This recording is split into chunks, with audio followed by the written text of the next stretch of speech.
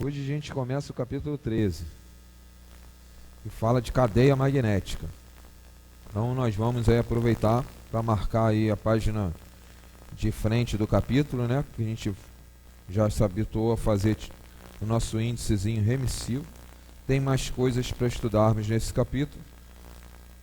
Semana que vem, quando nós formos estudar, por exemplo, o outro, a gente acrescenta aí na frente, na página, no meu livro aqui é página 113. Mas hoje nós vamos ver, o assunto é cadeia magnética.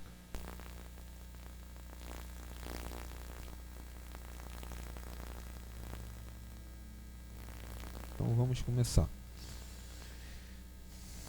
Já advertimos que muitos são os processos de magnetização e que o operador deve adotar aquele que melhor convier ao caso, segundo a sua própria observação, valendo-se do chamado tato magnético. Então ele lembra para a gente já estudou, vimos exaustivamente esses processos de magnetização.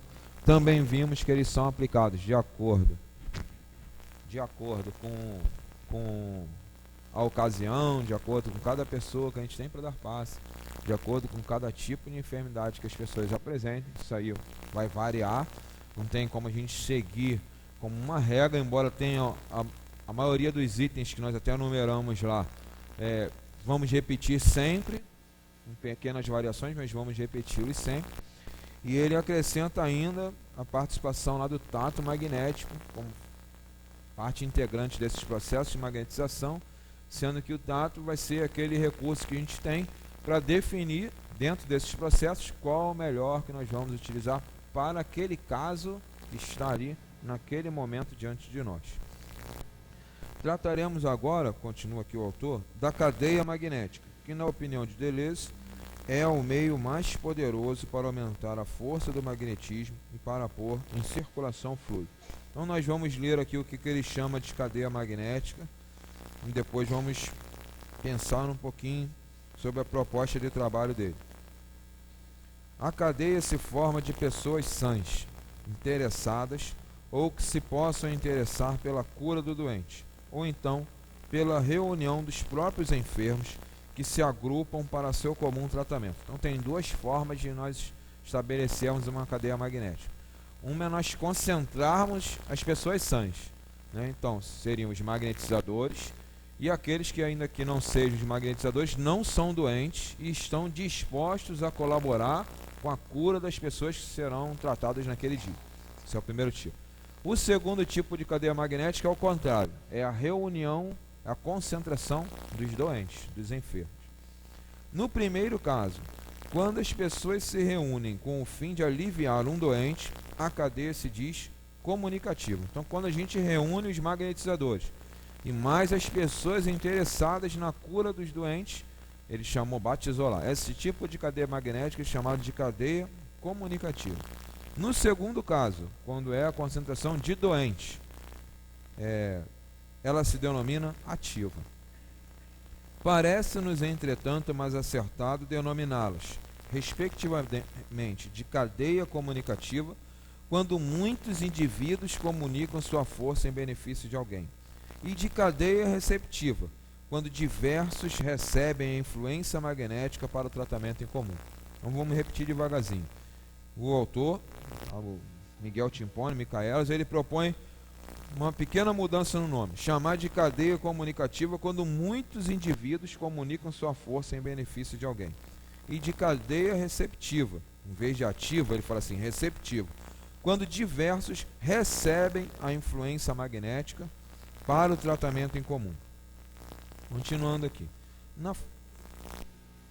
Oi.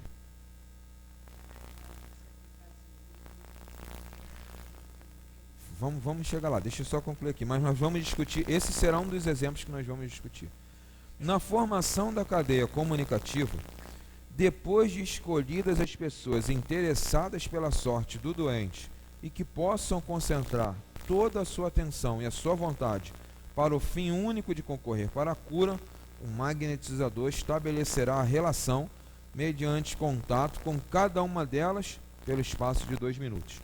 Então, ele propôs aqui para a gente dois novos processos de magnetização. Um, a gente reúne as pessoas, que ele diz aqui, sãs e mais os magnetizadores, para que elas possam aplicar o somatório da força magnética de todos eles sobre os doentes. Na outra, eles reúnem os doentes para que um magnetizador possa atuar sobre todos eles em comum. Reúnem lá todos os doentes. Até aí, não tem assim muita coisa que a gente discutir. O problema vai ficar quando ele diz aqui como ele faz isso. Então ele explica, na formação da cadeia comunicativa, depois de escolhidas as pessoas interessadas pela sorte do doente e que possam concentrar toda a sua atenção e a sua vontade para o fim único de concorrer para a cura, o magnetizador, ele diz, estabelecerá a relação mediante contato com cada uma delas pelo espaço de 2 minutos. Então ele pegaria o magnetizador, todas essas pessoas que estão interessadas em participar do processo curativo e não estão doentes, e estabeleceriam contato para começar o trabalho com cada uma delas por 2 minutos. Então, observe, o nosso trabalho dentro da casa espírita, isso é inviável. É inviável você reunir pessoas interessadas na cura de um, como também é inviável você ir em cada uma delas, ficar por 2, 3, não sei quantos minutos, estabelecendo um contato, para que depois todos juntos possam magnetizar os doentes. A gente não tem tempo para isso, não tem espaço para isso. Definitivamente não dá para a gente aproveitar esse processo. Mas quando a gente está, a Rita aqui antecipou aqui, dando passe lá nos lares dos enfermos, depois de um tempinho lá frequentando a casa das pessoas, a gente acaba começando por distinguir algumas pessoas que podem ajudar a gente naquele processo. Por quê? Porque elas ajudam com o comportamento delas enquanto a gente está lendo o Evangelho, enquanto a gente está conversando, porque elas verdadeiramente estão interessadas naquele processo que a casa espírita está sugerindo, de cura para aquele indivíduo. Por que eu estou enfatizando isso? Porque às vezes as pessoas movidas pela dor não têm exatamente a atitude que é aconselhável na hora do passe. Por exemplo, a gente vê as pessoas já desesperadas falando assim, não, eu não posso aceitar de forma alguma que ele fique doente, que ele morra. A gente entende do ponto de vista humano. Ninguém quer que o ente querido morra. Ninguém quer que ele fique doente. Mas do ponto de vista doutrinário, essa é uma atitude que não ajuda o trabalho dos passos. Por quê? Porque é o desespero. Na verdade é falta de fé. Na verdade isso é falta de fé. Então essas são posturas que não vão colaborar ao processo curativo, que eu estou enfatizando, hein? Que a doutrina espírita está recomendando. Um passe de cura, eventualmente ali está se tratando um corpo físico e até um perispírito, mas a ideia é curar a alma, a ideia é curar o espírito. Então essa atitude não ajuda nesse momento. Por isso que eu estou falando, há um cuidado do trabalhador, do grupo de visita, em observar o comportamento dessas pessoas, para ir de pouco em pouco selecionando aqueles que vão realmente ajudar e aqueles que é bom que no momento não estejam ali presentes. Como é que a gente vai fazer a seleção? Isso é problema de vocês que participam do grupo de visita. Eu não participo, mas vocês devem ter a forma de ir devagarzinho, vendo como vão puxar essas pessoas para ajudar vocês e ao mesmo tempo afastar as outras que vocês estão olhando ali e não vão colaborar.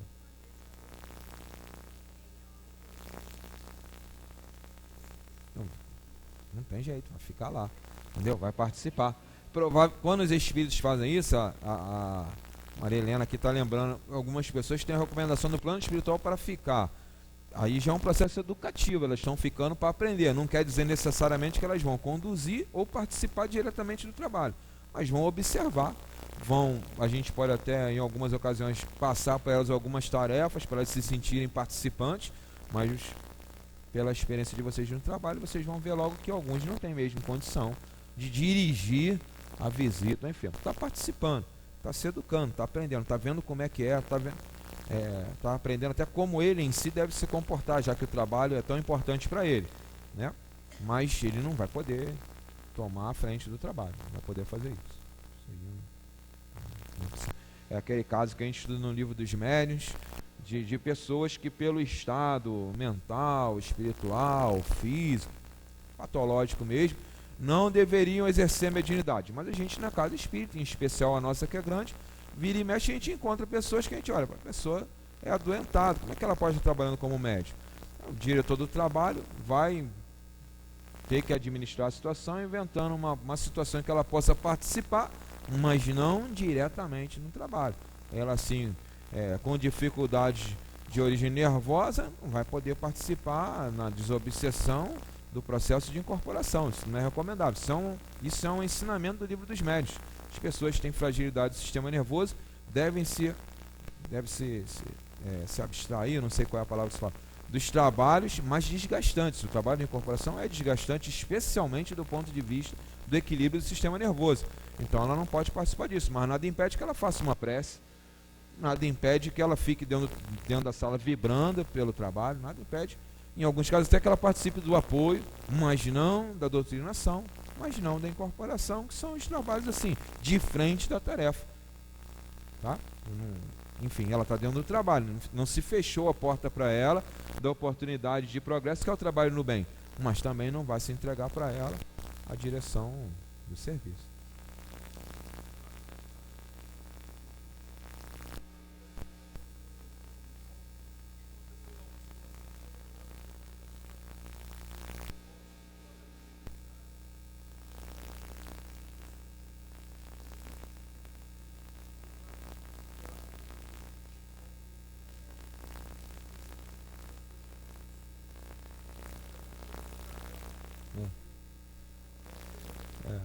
É a forma de explicar, né?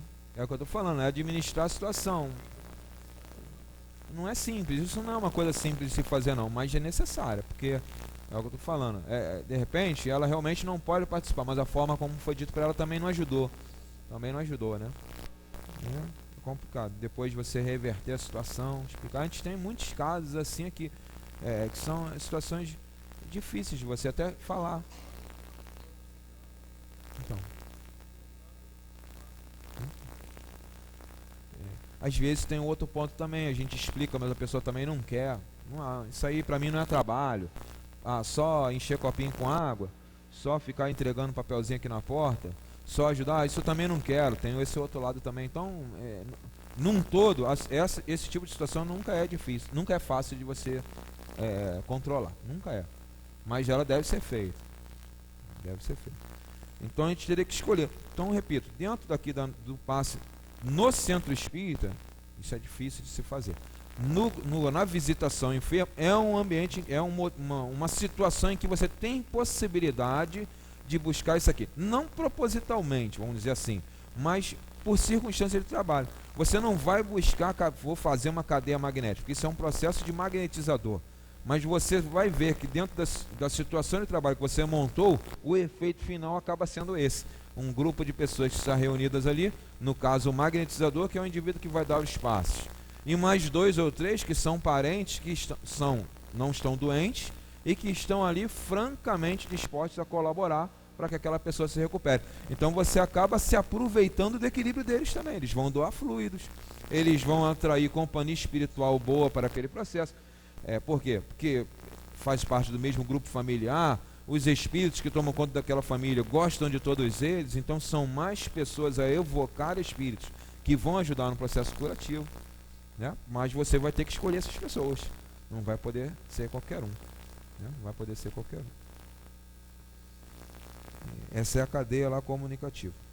A relação, ele diz aqui, pode ser estabelecida do seguinte modo: estender o magnetizador às mãos abertas, com a palma para cima, de modo que cada uma a seu tempo coloque nelas em cheio as mãos, palma contra palma, tocando-se os dedos em toda a extensão. Então o magnetizador colocava a mão dele lá, e cada uma das pessoas que ele tinha chamado para ajudar no processo ficaria um tempo em contato com ele, palma a palma das mãos. Então é como se ele estivesse fazendo assim, ele magnetizando primeiramente aquele grupo, né, colocando todos eles na condição de trabalho, para que depois todo o grupo ajude no tratamento das pessoas. Por que eles criavam esses processos? Eu já falei para vocês. Porque o trabalho deles era demorado e eram muitas pessoas. E como era um indivíduo, 2 para tratar daquela multidão, eles deviam com a cabecinha funcionando. Tem que inventar um modo de atender todo mundo. Então chamava pessoas para ajudar. Nós já vimos aqui que às vezes eles usavam sonâmbulos para ajudar a agilizar o processo de descobrir a doença. O sonâmbulo não era médium sonâmbulo, mas o indivíduo desdobrado via a doença e falava, o problema dela é esse, o problema daquele é aquele outro. Então o magnetizador já é direto tratado. Então ele criava recursos para que o trabalho dele rendesse. E ele, no tempo exíguo que ele tinha, afinal de contas, ele tinha que viver também, não podia ficar magnetizando os outros o dia inteiro. Né? No tempo que ele dedicava lá àquele trabalho, ele atendia o máximo de pessoas possíveis. Aquela ideia de, nós vamos ver isso mais daqui a 2 ou 3 semanas, de magnetizar objetos, era com o mesmo objetivo. Eu vou magnetizar uma placa de vidro, você amarra em cima do teu estômago, que está doente, que era uma ideia de o quê? Dele manter o fluido dele junto daquele órgão adoentado durante o resto do dia, já que a pessoa não podia ficar o dia inteiro com ele. Então eles criavam um processo de magnetização. A gente aqui, por ter a chance de reunir muitos médios magnetizadores, não precisamos desse recurso. Mas acabamos, repito, em determinadas circunstâncias, criando essa situação de cadeia magnética. Por exemplo, no dia do passe de cura, o que a gente faz? A gente reúne aqui no salão um monte de pessoas estudando evangelho. Tem pessoas adoentadas, mas tem pessoas que estão boas também. E elas vão doando energia, os espíritos vão ajudando. Não deixa de ser uma cadeia magnética, está formada ali. O próprio perímetro aqui que a gente faz com os médiuns na frente da tribuna, não deixa de ser uma cadeia magnética. Tem um orador aqui que é o magnetizador. A gente entra no clima aí lendo a página, fazendo a prece, lendo as perguntas aí que vão servir de base para o estudo. Nos colocamos em condição de quem vai estudar e trabalhar. Essa é a ideia de se colocar os médios aqui na frente. A gente imagina, eu sempre uso esse termo, a gente imagina que quem estudou já há algum tempo a doutrina, já participou da orientação do conto, vai vir aqui para frente para estudar. Então a gente coloca esse grupo aqui na frente e ele vai se somar à força do orador, sustentando enquanto ele está, ele sim, estudando, conduzindo estudo, magnetizando a população aí que está sentada atrás estudando. Então ele está se apoiando na força dos médios para fazer o estudo dele com segurança. É uma cadeia magnética. Nós não fazemos isso de propósito, mas o resultado final acaba sendo esse, uma cadeia magnética. Reunimos aí um grupo de pessoas que sabem como se deve conduzir um estudo espírita e junta-se a força deles todos para passar o estudo às pessoas que ainda não conquistaram essa postura, que ainda não descobriram essa forma de estudar, que ainda não pensam da forma que a doutrina espírita recomenda. É isso que a gente faz. É só vocês perguntarem ao orador o que é mais fácil para eles. Fazer a palestra aqui com toda timidez que tem que se vencer, com toda a vergonha que a gente às vezes sinta, com toda pouca comodidade que a gente tem de estar aqui em público falando. O que é melhor? Falar com 90, 80 pessoas te ajudando, ou sentar ali no cantinho e dar uma notícia ruim só você, nariz com o indivíduo? Ele vai preferir falar aqui na frente. Vocês não tenham dúvida disso, ele vai preferir falar aqui na frente. Porque ali é você e o outro, não tem mais ninguém a te ajudar, não tem mais ninguém a te sustentar. Aqui não. Mesmo a gente, repito, não ficando à vontade, porque está em pé e tem 400 e tantas pessoas te olhando, e você está sabendo que estão te filmando, e que a Rádio Rio de Janeiro tem milhares de pessoas te ouvindo, isso não deixa a gente muito à vontade, até porque a maioria que fala aqui não é orador, é trabalhador da casa espírita, tem a chance de falar em público. Orador é o que vocês viram aqui sábado passado de noite, é quando a gente convida o Luciano dos Anjos, o Mileco, aqui na casa tem uma meia dúzia aqui, o professor Zé Jorge, são oradores. O resto é trabalhador da casa espírita que tem aqui a chance de falar em público. Não é isso. Não somos oradores. Então, não é cômodo, mas não é também tão difícil, porque tem gente te ajudando. As pessoas apoiam, a gente olha buscando apoio e encontra reciprocidade. As pessoas vão concordando e você vai se sentindo à vontade para falar. Se não tivesse, não conseguiria. Não conseguiria, porque é muito complicado. Eu admiro esse povo que fica ali em pé na praça, pregando 2 horas evangelho para ninguém. Eu admiro, porque realmente tem que ter muita disposição espiritual, embora muitas vezes não seja acompanhado do respectivo equilíbrio, mas o indivíduo está lá, gente, falando ali sem, talvez só com proteção espiritual, não tem ninguém ajudando ele. Às vezes ainda faz uma rodinha em volta, mas às vezes ele fica ali sozinho no trem falando. Aquilo desgasta. Então, por isso que eu estou falando, aquilo desgasta. Isso é um desgaste. Isso provoca um desgaste. Qualquer um de vocês não fizeram palestra, mas lembra o dia que vocês foram chamados na família de vocês e falaram assim, vem aqui comigo, nós vamos falar para aquela parte da família ali como é que tem que ser feito isso daqui. Como é que vocês dormiram naquela noite? A anterior e a posterior. A gente dorme mal. porque tá ali aquele povo, aquela vibraçãozinha em cima de você, ó. Lá vem ele falar pra gente, ó, o dono da verdade. Lá vem ele sabe tudo, ó. Aí você tá falando, mas também não é isso também que ele tá falando, não. Isso aí, tá falando isso porque a vovó ajuda ele, porque não sei o quê. Então, e não tem ninguém para te escudar disso daí. Essa vibração vem caindo em cima de você. Aqui não, ó. Pode até ter 10, 20, 30 aí que discorda do que você está falando aqui na frente. Mas aqui na frente já tem quase 100 concordando com você. Então, isso te ajuda, isso te dá força, isso te protege, isso evita o desgaste excessivo. Você vai ter um desgaste, mas não é excessivo. Você evita. Quando você não tem isso, é tudo muito mais difícil. Tudo muito mais difícil.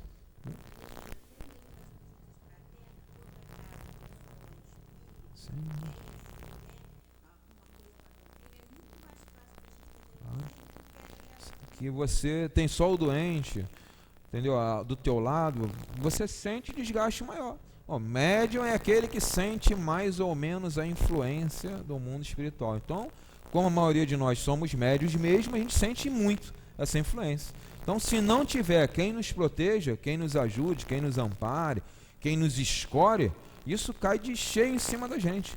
E aí é cada um com a sua disposição. Uns aguentam mais, outros aguentam menos. Tem uns que não abrem nem a boca, não conseguem nem falar, de tão intimidados que ficam pelo ambiente. Outros até conseguem falar um pouquinho, depois sai de maca. Então você vai medindo aí a força, né? É a força magnética que você tem mesmo para se impor a um ambiente e falar o que você quer. Isso é custoso em qualquer situação, repito. É aqui, é na família, é no ambiente de trabalho.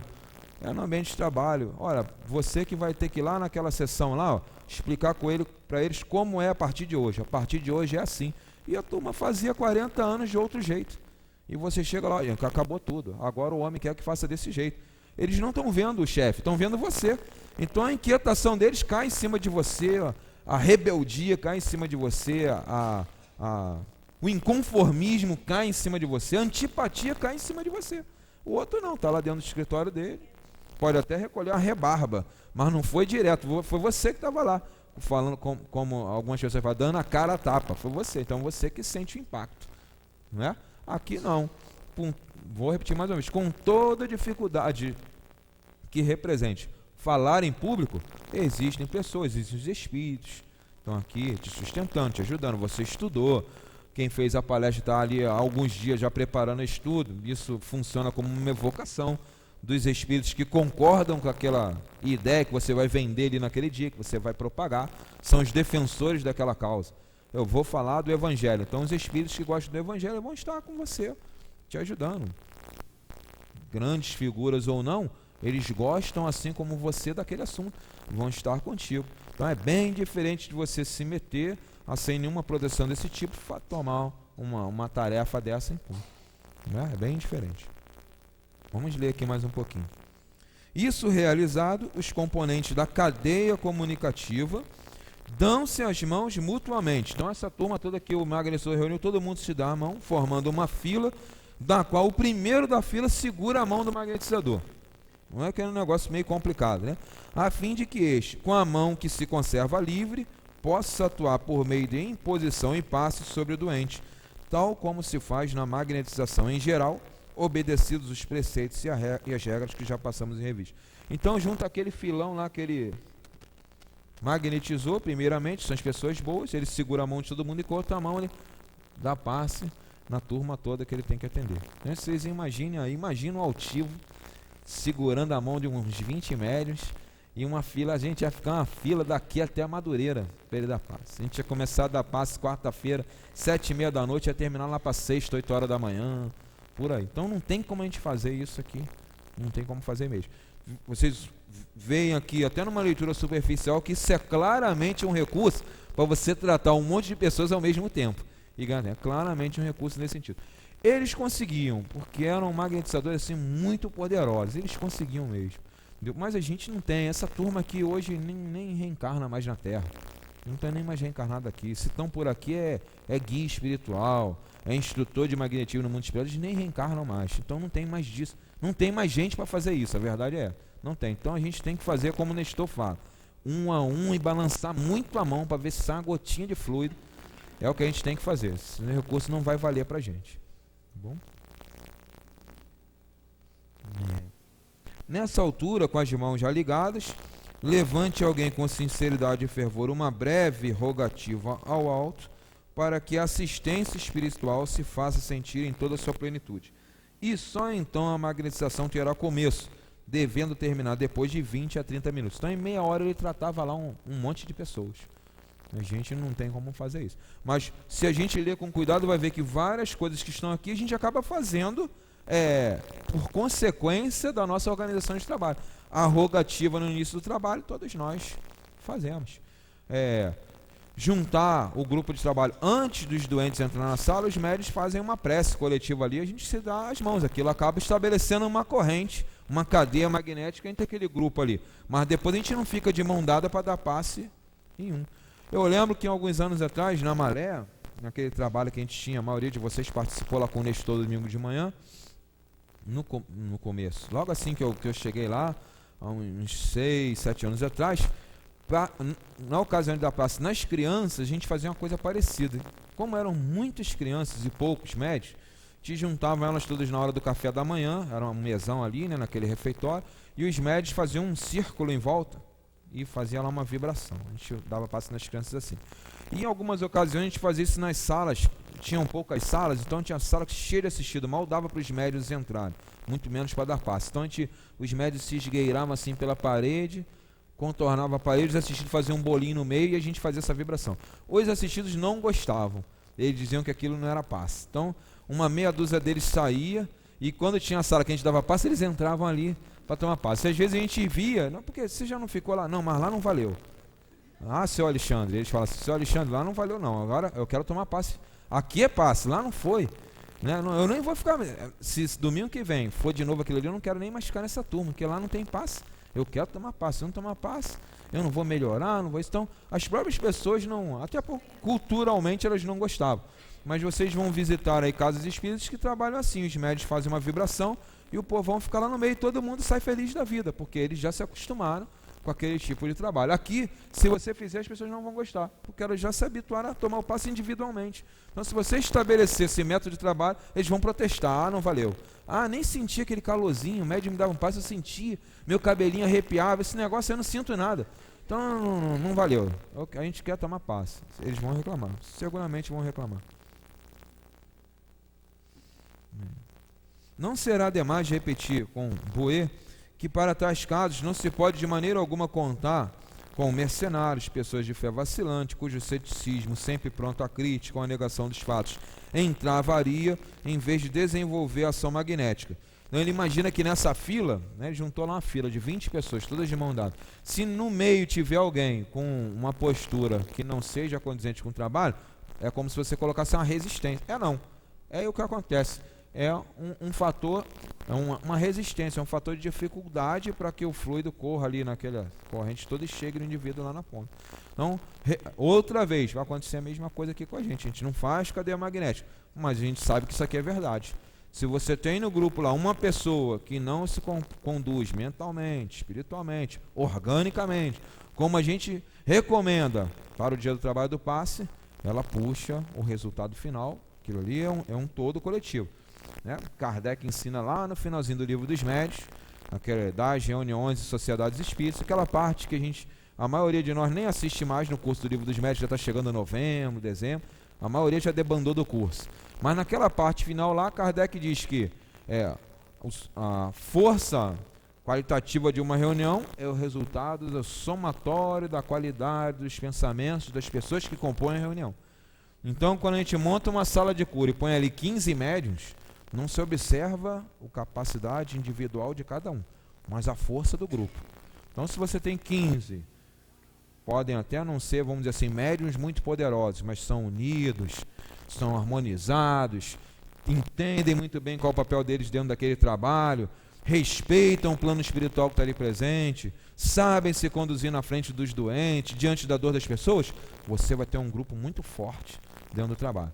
Se você tem que todo mundo tem possibilidades mediúnicas muito positivas e tudo mais, mas um tem o pensamento frouxo, né, como o Dr. Herman. O Dr. Herman fala assim, médico com pensamento frouxo, e não consegue firmar o pensamento dentro do trabalho, está ali trabalhando e a cabeça está voando, está lá fora, está não sei aonde. Quer dizer, não é nem uma pessoa que vibre negativamente em relação ao trabalho, mas que já não está ajudando muito porque está pensando fora, isso já puxa para baixo. Vocês vão perceber isso claramente. A gente está acostumado a trabalhar aqui na reunião pública, são 100 e tantos médios, então é um grupo muito grande, é difícil perceber isso. Mas num grupo menor, com 10, 12, imagina que vocês estão no grupo de visita, sintam isso ainda mais, porque são 2 que vão visitar. Então, se às vezes tem uma dupla que está ali há anos visitando, então tá legal, hoje fulano não vem, vai você para ajudar, certamente vocês vão sentir diferença. Independente da condição mediúnica, é o pensamento. O outro que estava contigo, não precisa nem você falar, olhou, ele já sabe o que tem que fazer. Ele já conhece o doente tanto ou mais do que você, então já sabe como é que vai se conduzir. O outro que está indo contigo novo é igual empregada nova, não sabe nem que está nada, não sabe como é que faz nada, não sabe a hora que procura nada. Então, por mais que ele tenha boa vontade, o resultado do trabalho vai dar uma caída. Vai dar uma caída. Vocês podem até pesquisar nos domínios da mediunidade. A gente usa muito esse capítulo aqui, aquele serviço de passes, é o 17, capítulo 17. Ele, lá, André Luiz está observando, é uma dupla de médios que aplicam passes de cura, Henrique e Clara. E eles dirigem, na verdade, desculpe. Tem um grupo com eles, que eles já vão dirigir médios, grupo de médios. E o André Luiz pergunta se alguém faltar e se pegar um outro médio para compor o grupo, se isso vai influenciar no trabalho. E o diretor lá, que é o Henrique, ele fala, vai influenciar. Vai influenciar porque o grupo está entrosado. Você pegou alguém de fora, que por mais boa vontade que tenha, não está entrosado, não vai se encaixar fluidicamente. O próprio guia espiritual que está ali com cada médio, ele vai ter que se adaptar àquele médio que surgiu hoje, para cobrir a vaga do faltoso. Então isso influencia, isso tem um resultado final no trabalho. Por mais que os espíritos compensam, vocês vejam isso sempre assim com muita reticência. Eles até compensam, mas não fazem milagre. Se faltar, faltou. Eles não vão inventar, não vão balançar a vareja de condão e vai surgir ali um igualzinho. Não, isso não acontece. Não tem 2 médiuns iguais, isso todo mundo sabe. Então o outro que surgir vai causar uma dificuldade para o andamento do trabalho. Teremos que nos adaptar a ele. É assim aqui e é com as devidas diferenças, assim que acontece também no mundo espiritual. Então isso tem um impacto. Se você forma uma cadeia magnética e põe alguém no meio que vibra negativamente, não vai funcionar direito. Não vai funcionar direito.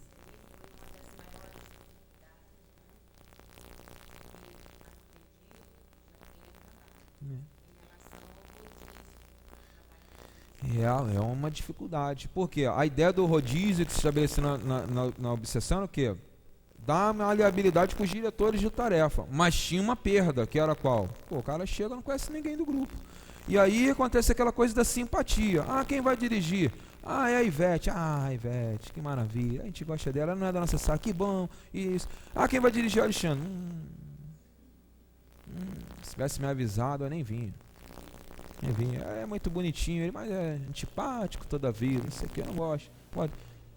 É humano. Isso aí é humano. É assim mesmo. Então tinha dificuldade. É que a ideia, isso aí era previsto, era um risco calculado. Que a ideia é dar maleabilidade para todo mundo. Você tem que aprender a dirigir o trabalho, não as pessoas. Você tem que aprender a doutrinar para os espíritos, não para os médios. Então a ideia da direção da casa, quando instituiu o rodízio, foi buscar isso daí. Mas tem essa perda. Não deveria ter, mas tem. E a casa espírita, a direção dela não estava enganada, nem a material nem a espiritual, quanto a essa dificuldade aí. Sabia perfeitamente que isso ia acontecer. Como aconteceu, como acontece e vai acontecer sempre. Se ficar 50 anos fazendo rodízio, quem viver até o final dos 50 vai descobrir que está difícil até lá. Não vai modificar. Porque as pessoas, nós temos isso. Nós simpatizamos mais com uns do que com outros. É coisa do humano mesmo. Oi.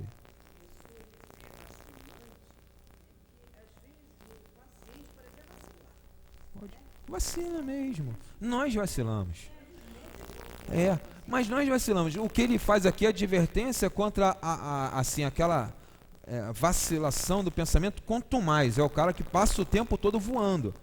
Uma escapulida no pensamento vai acontecer, gente. Vocês não têm a ilusão de que vão ficar 50 minutos dando passe pensando em Jesus, que não vamos conseguir. eu vou ser ousado, eles estão gravando, ele está filmando, eu falar isso, eu vou falar, vocês não conseguirão fazer isso. Não conseguirão, mas tem que buscar. Mas na hora que você estiver dando passo, você vai lembrar que esqueceu a panela sem limpar, que deixou a roupa na máquina e vai manchar. Vai lembrar que amanhã você tem que resolver um pepino no teu trabalho. Vai passar isso tudo na cabeça da gente, mas tem que passar. Não pode dar passe pensando no pipoqueiro. Isso não pode. Isso não pode, isso é que não pode acontecer. Mas enquanto você está dando passe, dá aquela escapulida, e caramba, meu filho está doente em casa, está na hora de dar um remédio. Será que o fulano vai dar o remédio que está tomando conta dele? Isso aí é natural. Não pode passar o tempo inteiro do passe, dando um passe nas pessoas e pensando no teu filho. Por mais difícil que seja, é algo que você tem que conseguir. Ah, não vou conseguir. Então, senta aqui embaixo e assiste a reunião, não dá passe. E eu recomendo vocês já tentarem vencer isso. Porque se toda vez que o pensamento ficar difícil, vocês, como a gente fala aí, né, popularmente, arregarem, vocês refugarem, nunca vão dar passo nenhum adiante. Isso é igual aquela pessoa que toda vez está diante de uma dificuldade, contorna, chama alguém para ficar na minha frente. Quer dizer, o dia que não tiver ninguém, nem tiver como contornar, senta no meio-fio e chora. É o que a gente vai ter que fazer. E não pode. O que a doutrina fala para a gente? Temos que enfrentar, temos que vencer. Ninguém falou que vai ser fácil. Ninguém enganou vocês, ninguém falou assim, olha, passe é uma coisa maravilhosa, vão dar passe, vão sair daqui em nuvens, florzinha, arco-íris na cabeça. Não vamos sair daqui assim. A gente vai estar lidando com a dor das pessoas. Vai ter dia que a gente vai sair numa boa, e vai ter dia que a gente vai sair preocupado com elas, ferido com elas, porque sabe que elas estão vivendo um momento muito difícil. Vamos sair preocupados, caramba, e se fosse eu? Será que eu vou... Como é que eu vou me comportar? Né? Caramba, olha a situação dela. Eu estou de casaco, eu vou para casa, está cobertinha a minha casa, tá legal. Mas ele não vai, ele não tem casaco, ele vai ficar debaixo da marquise. Como é que ele vai ficar? A gente se preocupa com essas pessoas. E naturalmente, quando um pensamento, um sentimento desse vem na gente não fica feliz, a gente não fica leve. Isso dá um certo peso na gente, porque como espírito a gente sabe que tem uma participação nisso daí. A gente tem uma participação. Se tem alguém em dificuldade, eu poderia estar fazendo alguma coisa para ajudar. Será que eu estou fazendo? Isso não são preocupações que ficam com a gente? Esse sentimento, esse pensamento, muitas vezes vai nos assaltar durante o trabalho, no fim dele. Mas a gente tem que buscar vencer essas coisas. Não se tornar insensível, mas conviver com equilíbrio. Você vai encontrar essa turma aí mais antiga da casa, a Altiva, a Dona Neuza, eles já cansaram de ver isso na vida deles. Eles não deixam de chorar por essas pessoas, mas também não fica depressivo porque viram meia dúzia sem cobertor num frio desse que está fazendo lá fora. Eles não ficam assim também. Eles vão fazer a prece deles, vão fazer a jogativa deles, vão pedir para que os espíritos socorram, vão lembrar de botar o nomezinho deles na caixinha de radiação, mas não vão deixar de viver porque eles estão assim, porque é da vida na Terra. É da vida na Terra. Se a gente não quer testemunhar essas coisas, que tratemos de tornar o nosso mundo melhor. E aí um dia a gente vai amanhecer e não vai ter mais população de rua, não vai ter mais gente sentindo fome. Se está assim é porque a gente deixou que ficasse desse jeito. Por isso até que a gente é obrigado a ver. A ideia dos espíritos superiores botando a gente diante desses casos é para que a gente veja mesmo, ó, olha a extensão do problema. Ó. A coisa não se resume às paredes da tua casa não, olha como é que está aí na tua esquina. Ó. Aí assim também. Entenderam? Então isso é vida de médium, vida de médium. A gente nasceu para conviver com essas coisas. A gente nasceu para isso. Vamos seguir aqui o texto, porque a gente precisa falar de outro tipo de cadeia magnética. Aí lá na 115, ele vai falar da cadeia receptiva, que é um processo de comagnetização de que usava com frequência Mesmer, porque olha só, não lhe sobrava tempo para tratar insuladamente grande número de doentes. Ela se forma, como já dissemos, pela reunião dos próprios doentes, cujo número poderá ser ilimitado, o que dependerá exclusivamente do local em que se realizar a sessão. É, entretanto, aconselhável, sempre que possível, intercalar algumas pessoas sãs entre as doentes para reforçar e acelerar a ação magnética. Como princípio geral, ninguém poderá tomar parte em uma cadeia sem a tomada de relação, diz aqui o tempo, minutos, mediante contato com o magnetizador, tal como foi exposto em relação à cadeia comunicativa. E essa precaução será tanto mais necessária se já estiver formada a cadeia. A cadeia receptiva poderá ser formada em relação à sua disposição e sistema de magnetização de diversas maneiras, sendo as mais usadas as seguintes: em fila, em círculo com contato, em semicírculo sem contato. Então tem 3 formas de a gente reunir os doentes. Na cadeia em fila, colocam-se as cadeiras umas atrás das outras, o mais próximo possível, e nelas tomam assento os doentes. O operador de pé, na frente do primeiro enfermo, atua por meio de imposições e passes à distância sobre a fila toda. Essa disposição é sobretudo recomendada quando for pequeno o número dos doentes. Então, enfileirava todo mundo que tinha que tomar passe, e ele dava passe aqui para a fileira toda. Então, já viram que não dá, né, para a gente fazer esse negócio.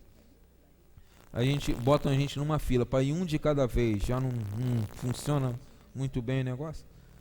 Na cadeia formada em círculo com contato, isso aqui vocês vão conhecer do livro dos médios.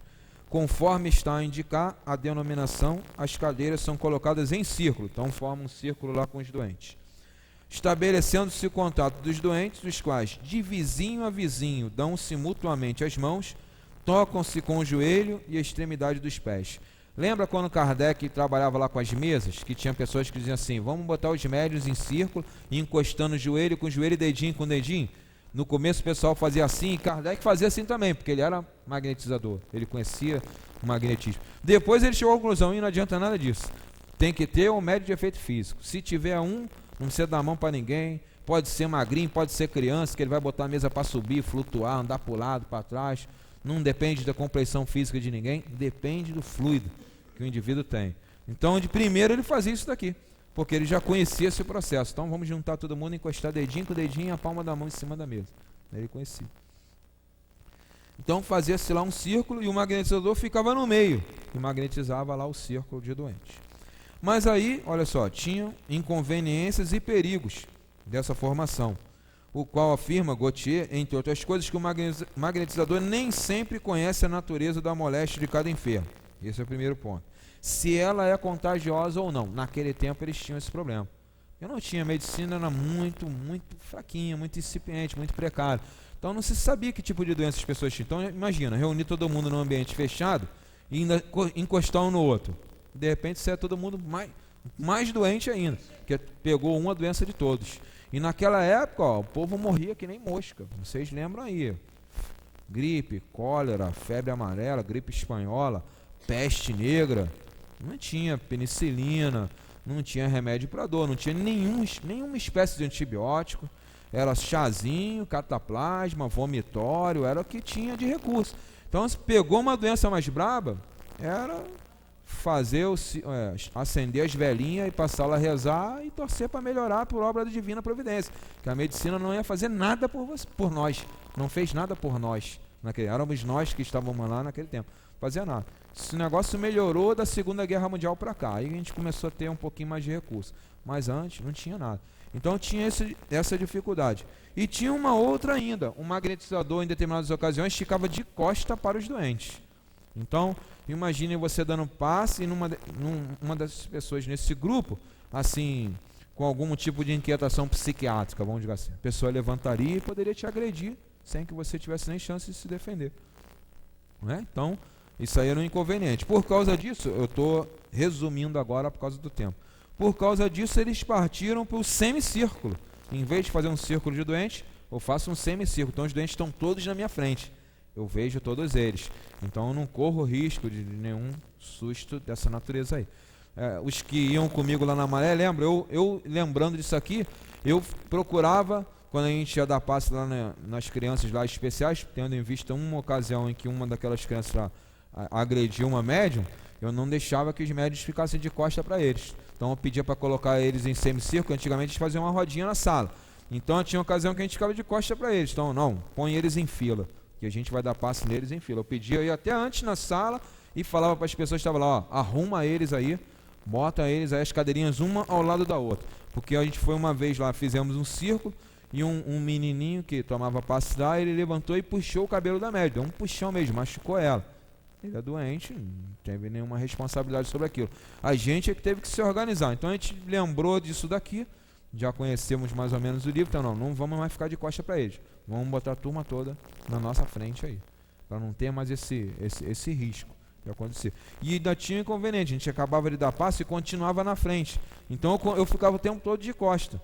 Aqui na cura, você até forma um círculo, cada um dá passe em um. Mas quando acaba o passe, você não fica de costas, você fica pro lado da cadeira, fica atrás. Então não tem mais problema. Mas não, a gente acabava de dar passe e ficava na frente da cadeira, esperando o Nestor, o Roberto ou eu retirar as pessoas da sala. Então a gente pediu lá que se mudasse a disposição das cadeiras, se nós não tivemos mais aquele probleminha lá. Vamos ler aqui o que ele fala.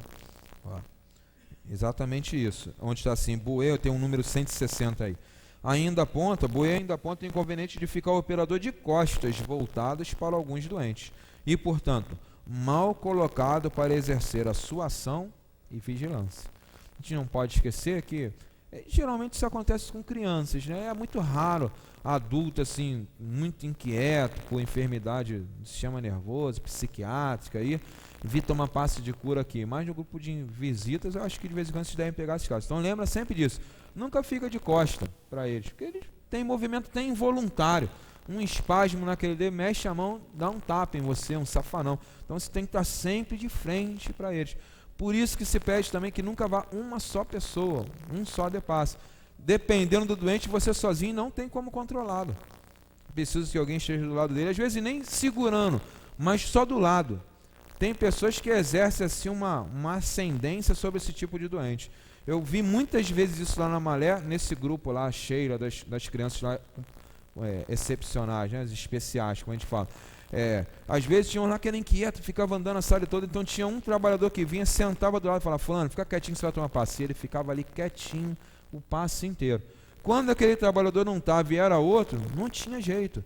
E entrava embaixo da cadeira e sai do outro lado, embaixo da mesa, e às vezes o médico não queria correr atrás, dando passe, falava, não vai atrás, deixa ele, você vai ficar a sala inteira correndo aí, dando passe nele, deixa ele andar por aí. E você fica aqui parado, aí em prece aí, vibrando por ele, que é melhor, porque como é que você vai se concentrar? Se você andar atrás dele, você não vai se concentrar nele. Você vai estar olhando sem brinquedo no caminho, se tem um pé de cadeira para tu tropeçar, é o que tu vai estar olhando. Você não vai estar pensando na pessoa que você está dando passe, então não adianta correr atrás. Deixa o evangelizador correr atrás. Eu falei, correr atrás de criança é tarefa do evangelizador, não é do médico. Fugiu da cadeira, fugiu, passa para o outro, deixa ele ir embora. Deixa ele ir embora. Ele saiu, eu tenho que pegar ele para dar passe. Eu não tenho que pegar ninguém, eu tenho que dar passe. Quem corre atrás, quem toma conta, quem dá satisfação para o pai é o evangelizador, isso é responsabilidade dele. É uma divisão de tarefas, né? Cada um de nós cumprimos uma parte dela. Eu entrei ali para dar o passe. Então não vou fazer isso. Então eu estando de frente, eu estou atento a toda essa movimentação aí. Sei se a pessoa vai segurar, se não vai segurar, se está sentadinho do lado dele. Enfim, eu consigo então relaxar e me concentrar naquilo que eu tenho que fazer, que é dar o passe. Porque senão a gente tem que ficar com um olho, né, no padre e outro na missa. E aí, isso não é passe. Começou a dividir o pensamento, você já não mais vai estar dando passe. Podem os espíritos estar dando passe, mas você médio não está dando. Porque você está aqui e a porta, olha a janela. Ai meu Deus, que barulho é esse? E o que é isso aí atrás de mim? Então, não é passe. Né?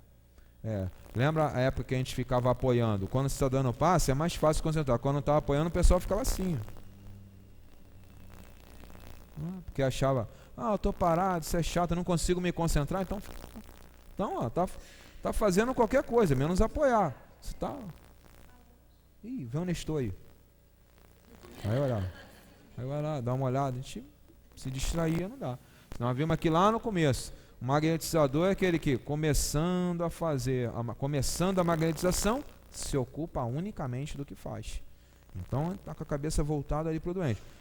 Vamos saber que o pensamento vai voar, que nós vamos nos distrair em uma circunstância ou outra, mas a gente tem que estar com aquele compromisso assim, de estar o tempo todo brigando conosco mesmo para eu preciso me concentrar nela, eu preciso prestar atenção nela. Não, esse pensamento, tudo bem, eu estou preocupado com isso, mas agora eu não tenho que pensar nisso, agora eu tenho que pensar nela. Aí vai voar de novo o pensamento, reza, pede os espíritos para ajudar, pede o guia do doente para te ajudar. O senhor está vendo, minha cabeça não está muito boa, o senhor não quer que ela fique boa, então me ajuda o senhor também aí, junta todo mundo, porque eu estou aqui meio bobo aqui, estou pensando num montão de treco que eu não tenho que pensar. Então vai pedindo para os espíritos, porque eles sabem fazer isso, já aprenderam a fazer isso há muito tempo. A gente vai então se escorar neles, ó, o senhor me ajuda, o senhor não sabe como é que é a minha cabeça? E eu estou preocupado hoje, então o senhor já desde de manhã já fica do meu lado e me ajuda e faz isso, aquilo, outro. A gente está acabando, eu vou contar para vocês uma circunstância em que uma pessoa médium, vidente, ela falou uma coisa que comprovou algo que eu pedi. Uma vez eu trabalhava há uns anos atrás com assistência técnica aí na rua, então já estava há alguns anos naquela empresa e eu estava naquela coisa assim de bombeiro, né? Eu apagava incêndio. Tinha lá um problema, então juntava tinha mais uns 2 ou 3 que eram os mais experientes, olha, vai lá porque o fulano que foi não conseguiu resolver. Então, e nessa ocasião foi agravado porque quem teve lá anteriormente foi um estagiário e a coisa era um cliente muito antigo da empresa, então a gente foi lá. Então, quando eu cheguei, eu já conhecia a pessoa de alguns anos, uma escola, a pessoa dirigia lá a escola, e ela estava assim, transtornada, mas transtornada mesmo. Então, quando eu abri a porta para falar com ela, eu senti que ela estava assim com muita raiva mesmo, e é o que eu falei para vocês, a raiva caiu em mim, mesmo eu nunca tinha tido nenhum problema com ela, mas eu senti que aquilo caiu em mim. Então, foi muito difícil a conversa, eu também, assim, não sou lá fluxicheiro, então eu não refresquei também muito, eu fui muito duro com ela também, foi uma coisa assim muito desagradável para os dois lados, e a gente saiu com uma ameaça, ó, tem que resolver, se não resolver, vou fazer isso, fazer aquilo, e eu vou resolver, você não se preocupe com isso, nós vamos dar jeito e tudo mais, e fomos para um lado. Mas eu saí dali, isso foi numa sexta-feira, eu fiquei, o resto da sexta, foi assim, pouco depois do almoço, o resto da sexta, o sábado inteiro, domingo inteiro, eu não conseguia tirar a imagem dela da minha cabeça, toda hora eu pensava nela, e com aquela carinha de bonita que ela fez quando me recebeu. Então, estava marcado eu voltar lá na terça. Então, na segunda-feira, eu quando fui dormir, eu falei, vou pedir para os espíritos me darem uma força. Essa turma vou botar eles para trabalhar, e eles vão trabalhar mesmo. Então, eu pedi muito mesmo, vocês vão lá, porque eu também estou muito nervoso, eu não sei, ela vai falar uma bobagem lá, eu vou acabar sendo mal criado com ela, e aí eu não sei mais no que vai dar isso lá. Posso estar pondo em risco meu emprego, a relação da empresa com ela é importante, porque afinal de contas era um cliente antigo, mas não sei, de repente eu vou falar uma bobagem e não sei como é que vai ficar, porque aquilo tinha me irritado também, aí eu fui lá. Então, não fui de primeiro não, passei antes num outro cliente que tinha uma menina lá que era médium, de um centro aqui em Realengo, que não é ligado ao nosso não, mas é aqui em Realengo. Então o que aconteceu? Quando eu cheguei lá, eu observei que ela ficou me olhando assim diferente. Quando eu fui lavar a mão, ela ficou me esperando na porta do banheiro. Aí quando eu saí, ela, Alexandre, você vai trabalhar hoje no centro? Eu falei assim, não, hoje não é dia, não, terça-feira. Eu até nem viria para o magnetismo. Eu falei, não, hoje não é dia não, chamei quarta, sábado. Eu nem entendi a pergunta que ela fez. Não, porque, engraçado, eu vi você chegar, e você chegou assim, tinha uns 2 espíritos assim, fortões com você. Eu falei, oba, tanto bem. Então, o negócio eu falei, então vou falar para vocês, quando eu cheguei lá, eu fui igual um porco-espinho, né? Eu fui todo armado, falei, vai dar zebra nisso aí. Mas sabe, quando eu cheguei, rapaz, me receberam com um cafezinho, né? Parecia que nunca tinha tido problema, aquele problema. Eu cheguei, não, e aí, trouxe o negócio, então que bom, vai resolver? Eu falei, já está resolvido. Que legal, que não sei o que, tarará, e ficou. Aí puxaram uma conversa lá que não tinha nada a ver, ficamos lá batendo bio, e a minha cabeça doendo, né, de vergonha, de remorso, eu cheguei assim preparado para a briga e não teve nada, mas não foi por causa de mim, claramente, foi por causa do espírito, que a médium lá, a menina lá que era vidente, ela confirmou que foi um negócio espontâneo, eu não falei, nem tinha por que falar com ela, nós não temos intimidade nem nada, nós só nos conhecemos assim de casa espírita, ela estudava no Leandani e trabalha mediunicamente lá, então eu conheci ela do livro dos médiuns, oi, bom dia, boa tarde, aí tudo legal? Viu a palestra de sábado, a conversa era essa. Então foi a espontaneidade, mas confirmou assim a evocação, né? Eu pedi e os espíritos foram lá ajudar. Então a gente fecha aí hoje esse estudo da cadeia magnética, sabendo que isso não é usado não, assim, não é buscado pela casa espírita, como o magnetizador buscava, mas que em determinadas circunstâncias a gente acaba até nos beneficiando dos efeitos que ela traz para o trabalho, né? Vamos encerrar, são 7 horas aí, está na hora da gente parar.